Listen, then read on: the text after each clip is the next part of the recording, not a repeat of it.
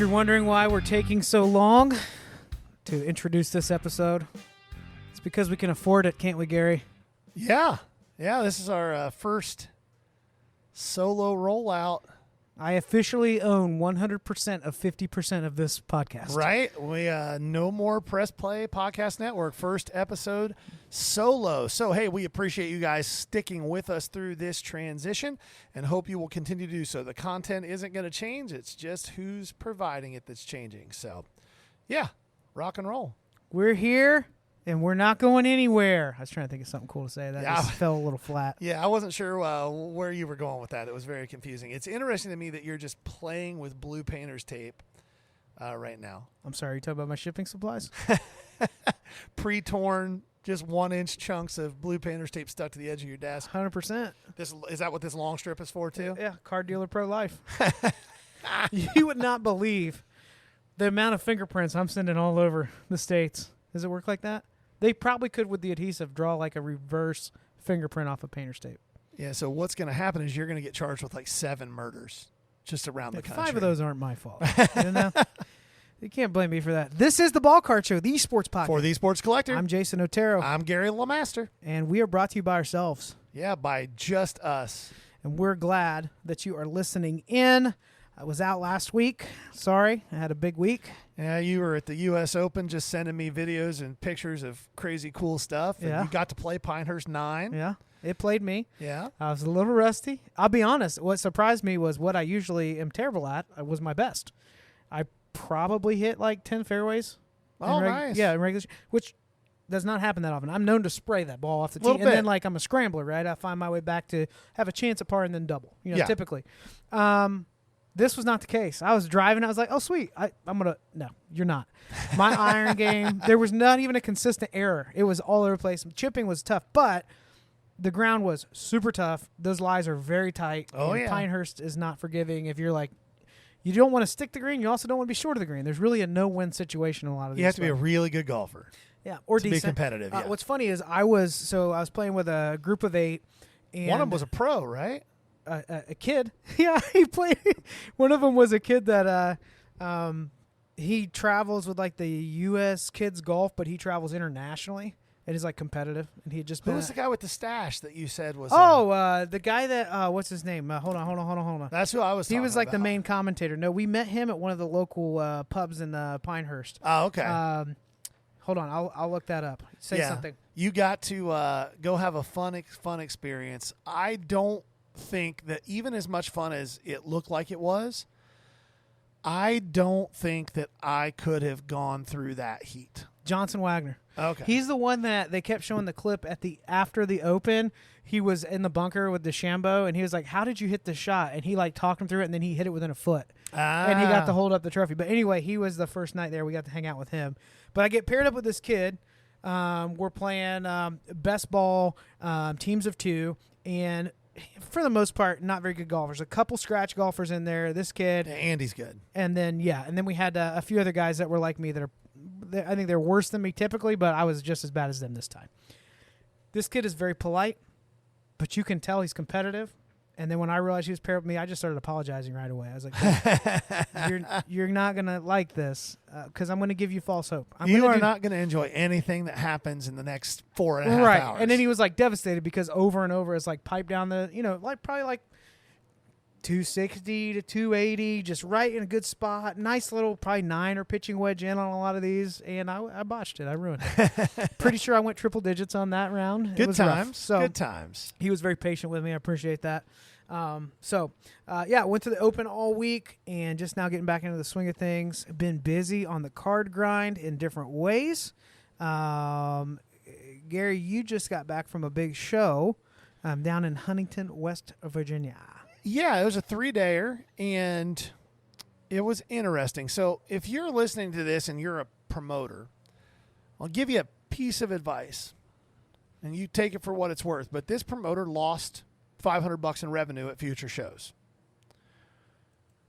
If you have a show and it is set up in such a way that parts of the show are guaranteed to get horrifically bad foot traffic, you either need to reconfigure the show or you need to charge the people who are going to get 5% of the traffic of the main show less money for their tables.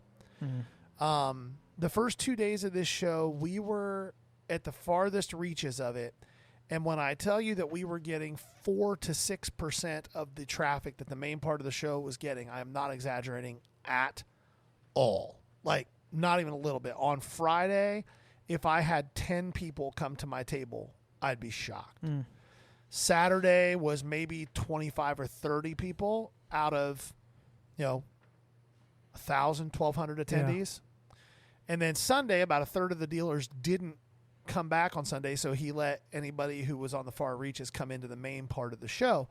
And I did more in that 1 5-hour window on Sunday than I did the other 2 days combined. And Sunday, the traffic for the show was about 30% of what it was the other 2 days. So were they full day shows? Yeah, a lot like Washington's. Friday, I got there about 11:30, and the show went till 9 p.m. Saturday, it was 10 a.m. to 9 p.m., although I left about That's way 7. Longer, yeah. And then Sunday was 11 to 5, and we pulled out about 3:30. I just don't understand.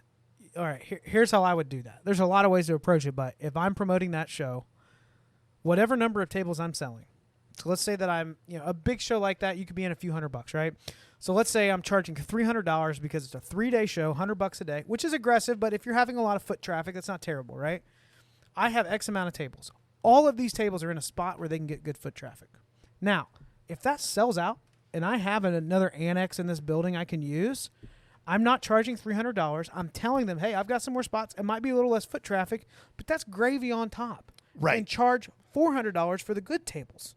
People don't want to get stuck in a corner doing that. And honestly, the variance in shows, it's not all the time. It averages out. But I do think that the way that can happen is part of the reason that I'm kind of diversifying how I'm selling my cards right now.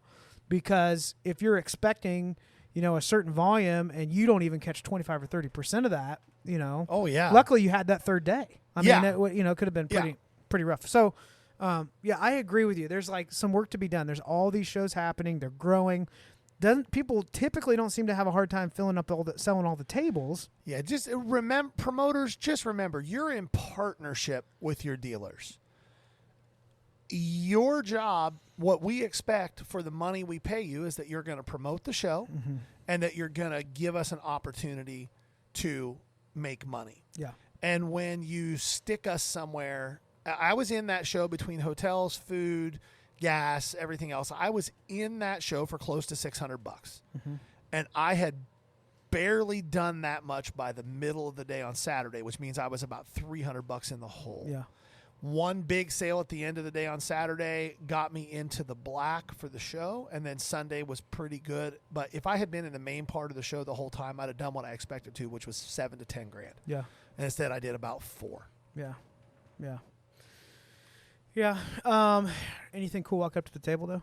Oh yeah, I bought some really cool stuff. Yeah. Favorite thing? That Garrett Cole Nice patch. It's the nastiest game use patch I've ever seen on a baseball card.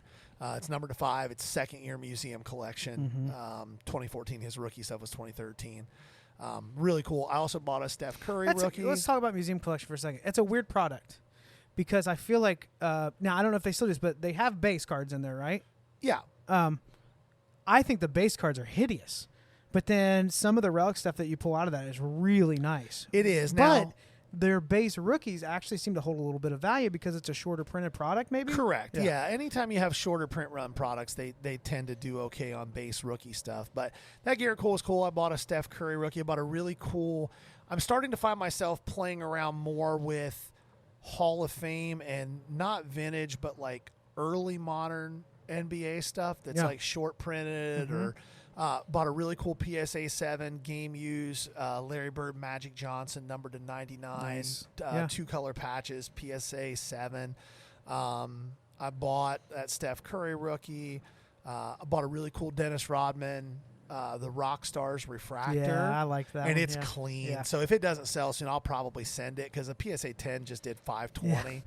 I got it for like $50 and it's clean. That's cool. So yeah, I picked up. I mean, go hit our TikTok. The most recent video is all my pickups from the show. It's about a 5-minute video and it's got a lot of cool stuff. Yeah. So I'll go ahead and jump into what I've been working on, and you'll be seeing some content rolling to TikTok just about this process. But when did I kind of make this shift? Was it like a month ago? Well, I've been talking about it for a while. You've been telling me. You launched it a week before, well, a week and a day before you left for my trip. Your trip. So you've probably been 3 weeks, close to 3 weeks now.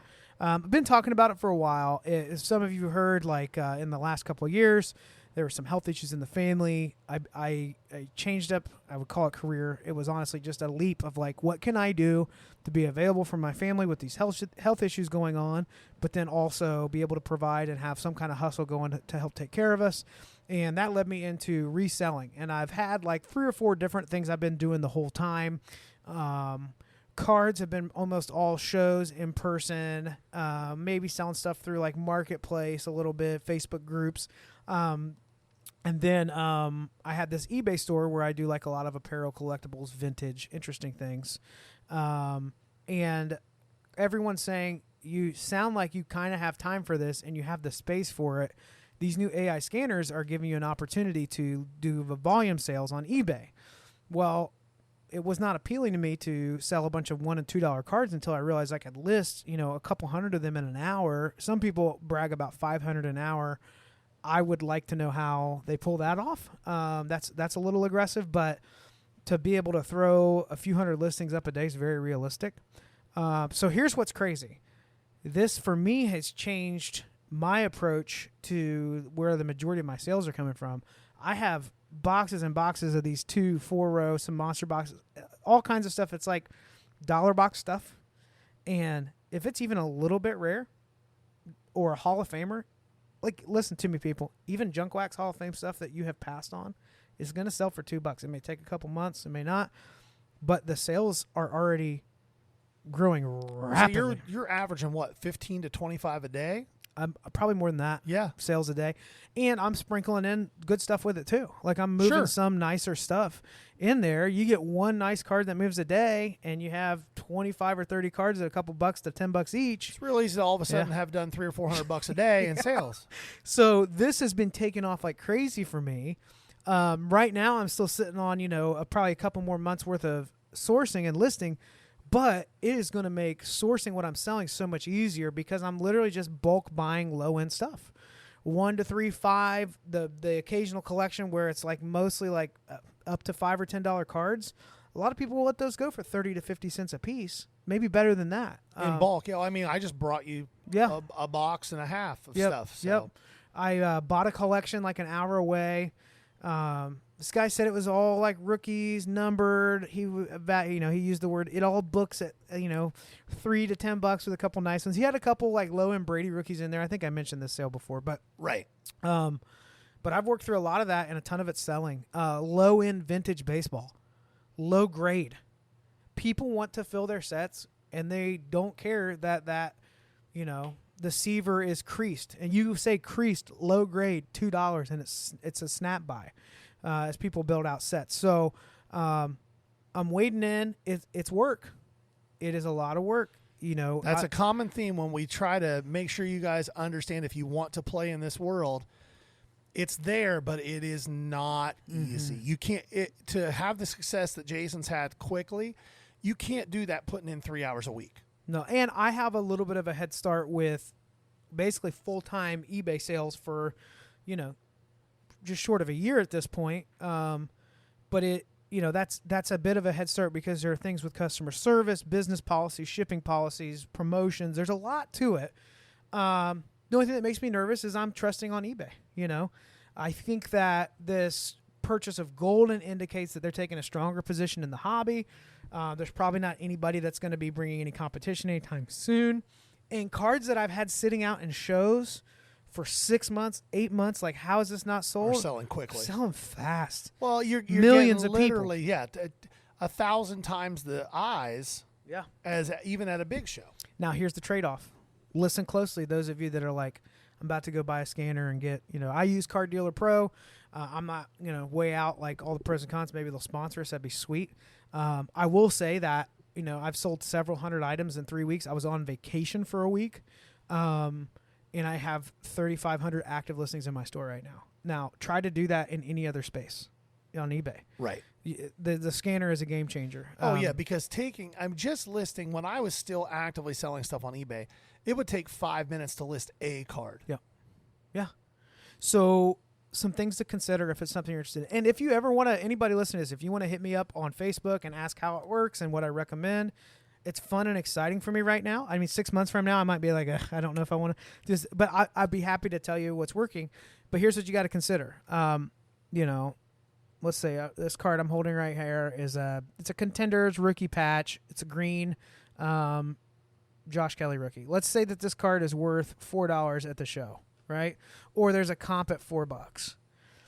A lot of you listening with your low end stuff that you want to sell want your $4, maybe your $3. And I'm telling you, in the time it takes you to set up over 2 months, I'm going to sell this thing for $250 free shipping.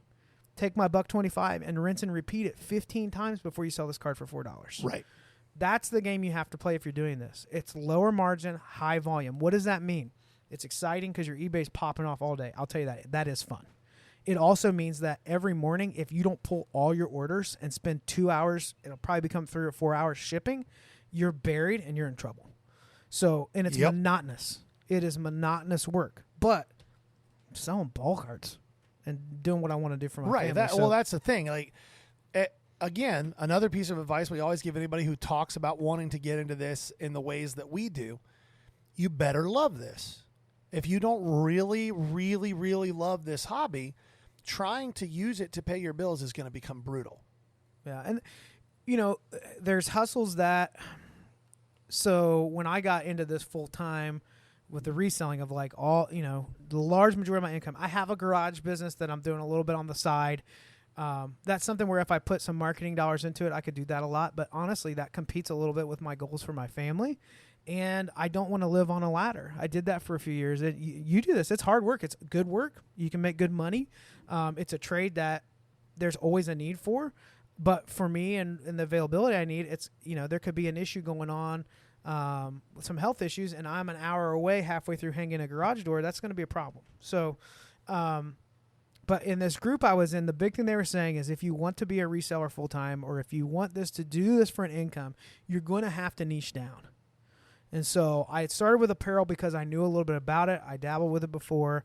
I did it pre-COVID, and then it went nuts, and there were a lot of people who made a ton of money on like going to Goodwill, buying a Ralph Lauren polo for $3, and then turn around and selling for $20 all day. The problem was so many people did it that now there's like 5 million of that shirt on there, and now it's $6 at Goodwill, and you're selling for $14, and your shipping is $5, and then eBay's going to take another $2 off.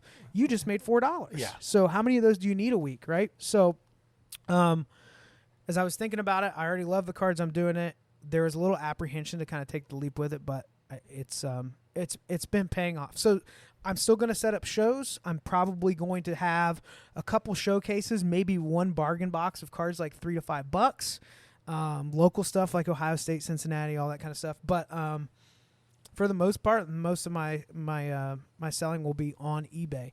I'll be hitting up a lot of shows to buy. Any of you, and I'll just flat out self-promote, I have no shame in this. If you have a volume of lower-end stuff like cheaper, like numbered, rookie, color, if you have boxes of that stuff you have no use for and you're wanting to sell that at a bulk rate, hit me up. It might work out. I've rambled a long time, but all that to say, I'm excited about this. It seems to be working.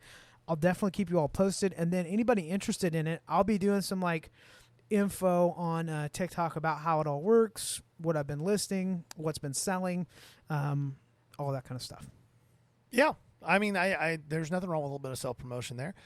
Let's talk for a second about something we touched on last episode, and it came up in a really big Facebook group this last week. And I thought we could maybe just drop a little bit more in depth on it. The impact of repackers on the price point in the hobby. Mm-hmm. And like I said, we touched on this prior, and I think the points we made were at some point, wax is going to have to realign from a price standpoint. Otherwise, these people aren't going to have inventory to buy. Can you give, just in case somebody didn't hear, the elevator speech on what repacking is and how it works? Yeah, so repacking, if you jump on Whatnot or even on Facebook or any of the streaming apps, Fanatics Live, a repack is basically a company. The first big one was Hit Parade, but a company goes out and buys 500 cards, and they might range in value from $30 to $1,000, right? And then they package that. They package those cards in their own boxes with their branding for their company, and then they sell it as a product. So if there's 500 cards that they bought with a ceiling of $1,000 and a floor of $30, they're going to probably sell that product for $149 a box,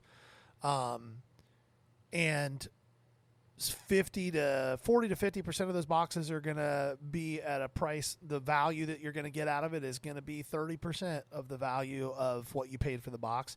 Another 30% are going to be equal to what you paid for the box or a little bit over. And then that top 25% is going to be where you get value. And then obviously the case hit.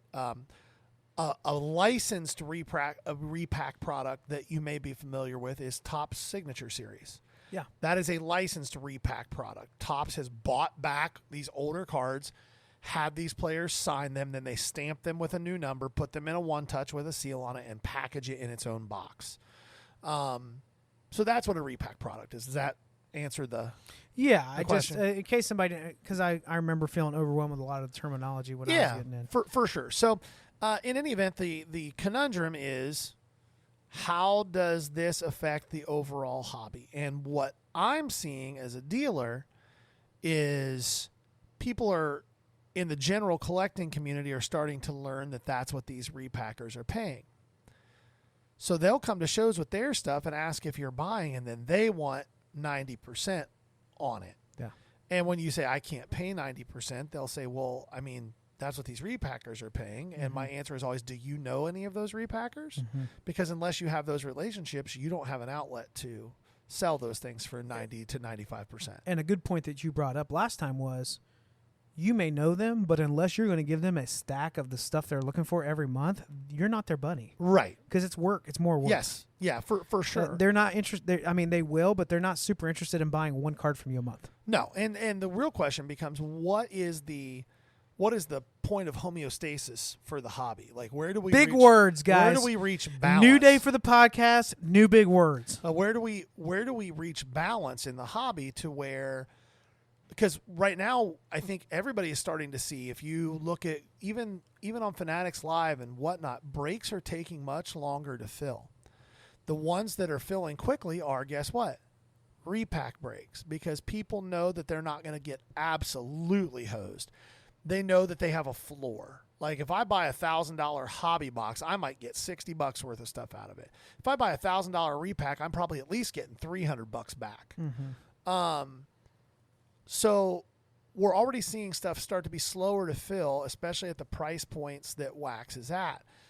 The question becomes, how does the new controlling entity in the hobby, being Fanatics, how do they sell enough product to make the margins they need to make based on the investment they put into the license, as well as keep price points at a point where people are still buying Wax? Like right now, the vast majority of Wax that's being opened is in breaks.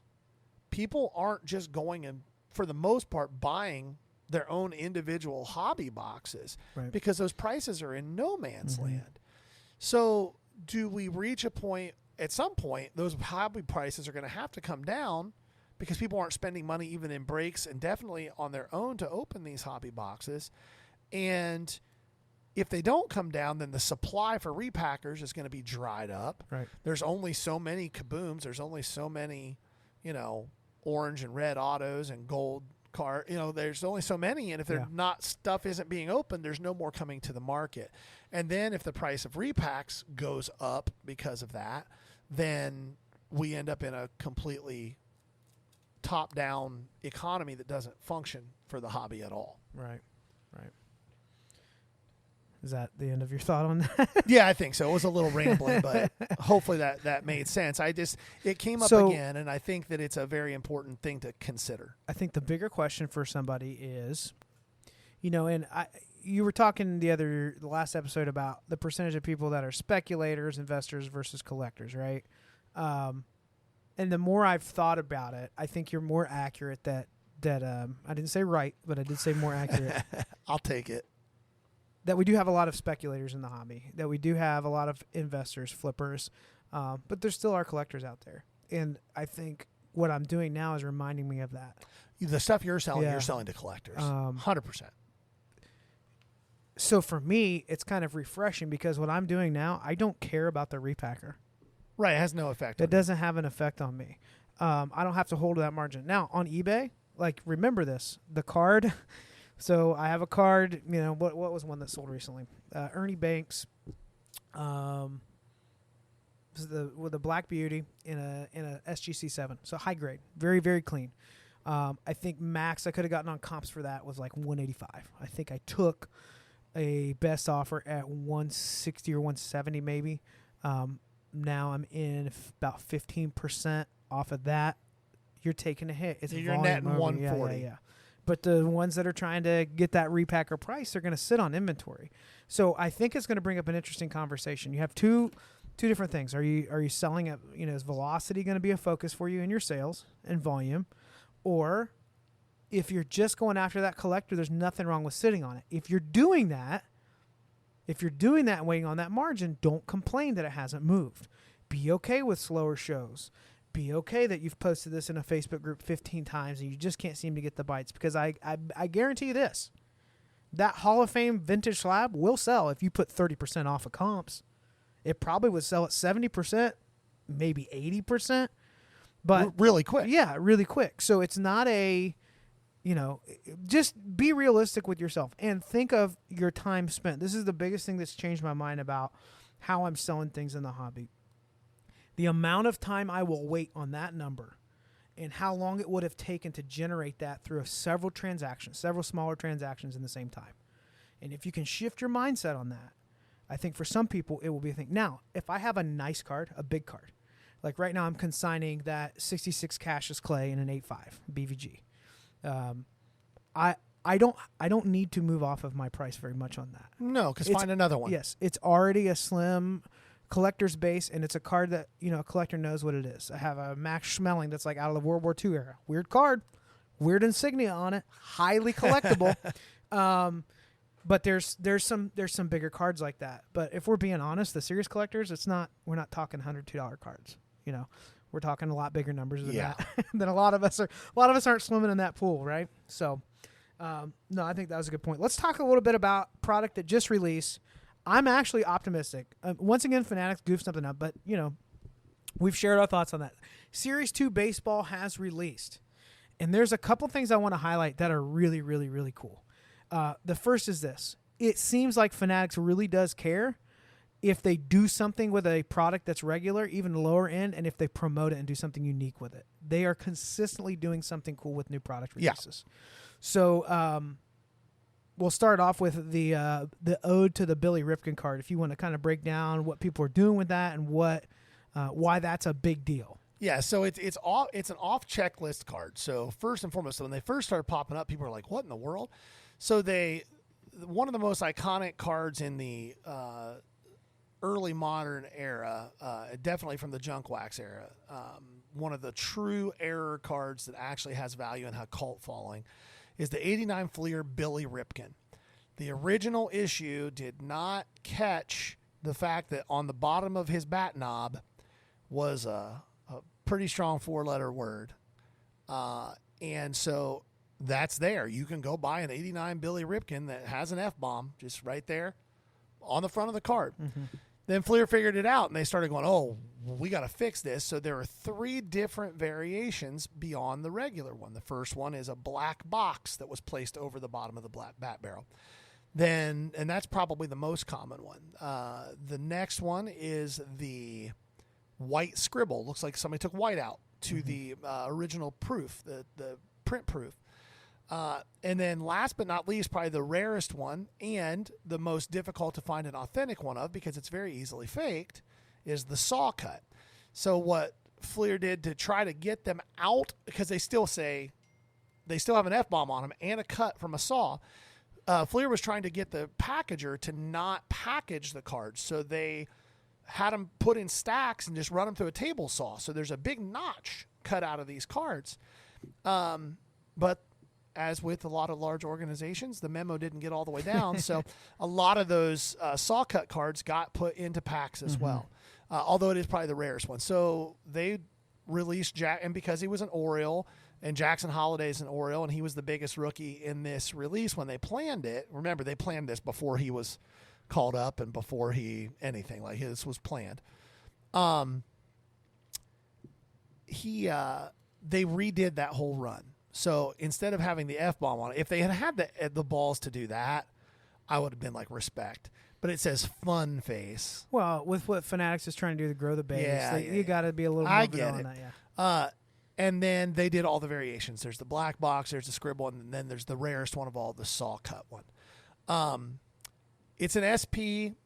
People have been saying, I'm seeing all kinds of these. Remember, when you're seeing these things posted on Facebook, you're seeing everybody's hits. There's tens of thousands, if not hundreds of thousands of these boxes that have been ripped in the last week, and what you're seeing is what's come out of them. It's not hundreds and hundreds of them. It just feels like it. They're going for... Early on, they were going for $700, $800, $900. Now they're down to about $5 for the regular, and then the saw cut's doing about $7. Yeah, I'll wait till the saw cuts it gets down to about $3, and then I'll buy myself. That's cool one just to have. Oh yeah, yeah. Did you see the? They shelved him this week for the rest of the year. By the way, oh really? Yeah, he got hurt, and they're just like, nah, shut it down. That's too bad. We'll see him again. Oh yeah, he didn't forget how to play baseball. He had a rough call up. They called him up way too soon. I said it when they called him up. I was like, this was dumb. What was the purpose of this? Yeah, the purpose was evidently to ruin him for a year. So, people thinking that Fanatics screwed up and like, what the heck is this? This cut on my card. Why am I? Yeah, they're all upset about it, and posting it in the groups. But I have the blackout and I have the spell out. The spell out is going to go to PSA. It's very clean. You've seen it. Yeah. These and 10s are huge, but I love that nod, and I love that it's a nod to collectors that were collecting a long time ago, which is refreshing. Us old dudes who've been around for a while. Yes, I know a lot of people, especially folks a little bit older than you and I, that just feel like all these different variations have just made it not as fun. Like, have a few cool rare cards, but we don't need 50 variations of each. The trade-off is, I would argue, and what I'm seeing especially on eBay with lower end stuff is, these variations are also creating a new generation of set builders. They're building out rainbows of a vet player. There's only one or two of those cards that are going to be expensive. The rest of them, they're probably less than $20. Right. And you can have a whole display. So there's a give and take with it as well. The other thing that they did was they are releasing other superstars that are, signing. So you have like a CJ Stroud auto. You have a Wemby auto. You have both. You have a dual auto of CJ Stroud and Wemby. As a SSP. I've seen a couple of them. What are they costing? What are they asking for them right now? $5,000. Yeah. That's a monster card. Yeah. We say it. Everybody says it every year. Both of those guys they're talented enough to be really good for a long time. Wemby's an alien. Yeah. Yeah. And CJ Stroud's not bad. No. But what the difference between those two is CJ Stroud has all the tools to be a extremely good NFL quarterback for a long time. I don't see C.J. Stroud being on the same level as like Mahomes and Brady. Wembanyama, if he stays healthy, he's the showing some he's of the those nasty version of Kevin Durant. Yeah. Like he's Kevin Durant plus. Yeah, with an 8-foot wingspan. Yeah, yeah, it's freaky. What he does is freaky. So these have been released. I hope that we see more and more of this with Fanatics. Now, are those available in hobby exclusively or retail as well? I'm not sure whether those are in retail or not. I didn't see them tagged on the checklist as hobby exclusive. Yeah, so I think that's even better. I want more of Wonka's golden tickets in $25 boxes. Well, I'm seeing that more and they're not 25 this year. They're 35. Are they? Did you see, not to change it too much, but Chrome blasters are releasing at 39? That sounds about right. Yeah, so everything's going to creep. But if they're going to provide more things, and it's not just opening another box of nothing but base. Right. There's no guarantees in it. But that thing, I will say this: I wasn't so sure at first. You guys know my favorite retail product, Platinum Anniversary, came out, and I ripped a bunch of it, and it's still a great product. Yeah. And it's similar to Bowman in that it's hard to lose your money if you know how to sell low end stuff. Right.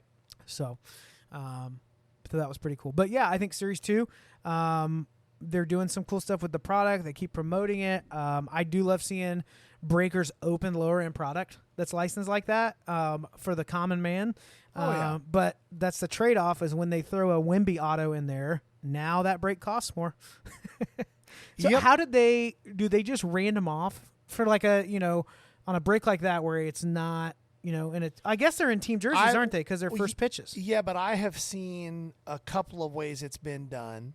But the most popular one is there's a spot for non-sport. Okay.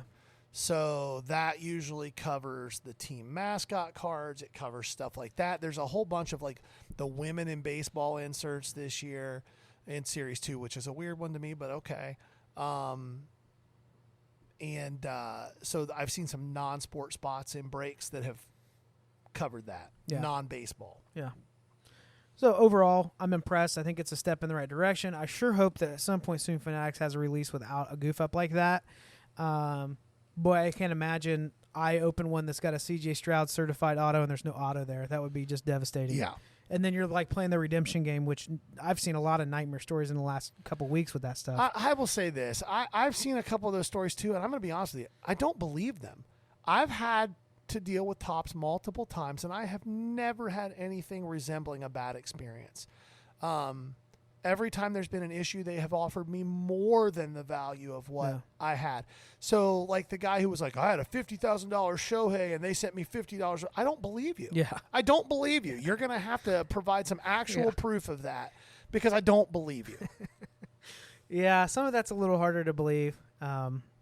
And sometimes people just want... Now, if you had said it was Panini, I believe you.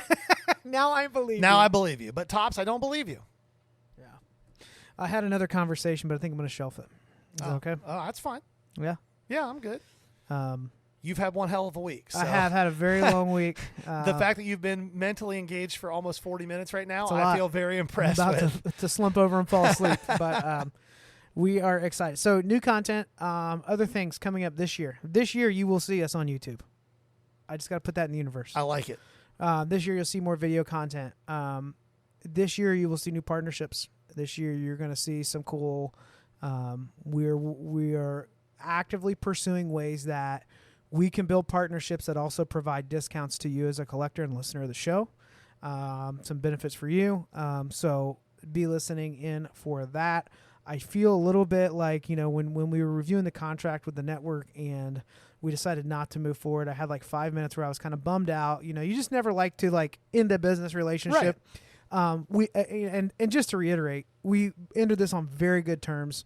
I was talking with President Chase Smith yesterday on the phone, and we're just happy for each other, and we understand we both had different needs. But then after that 5 minutes, I got very excited to think about, and it's not that the network ever stopped us from doing this, but it's just kind of like, all right, spread your wings, young bird. Fly. Well, and more importantly for me, I don't have to get bleeped anymore. Well, I'm not going to say that because I'm still nervous. I've seen you unhinged on a bad day.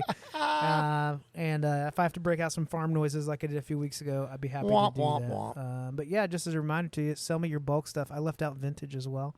Low-end vintage baseball, football. I'm ready for that. Anything you want to, I just feel like self-promoting so much more now that we own ourselves, I'll tell you what, I'll do some self-promotion next episode because I'll try to have some TikTok content based around it too because my self-promotion stuff is a little more visual in nature. Yes. Okay.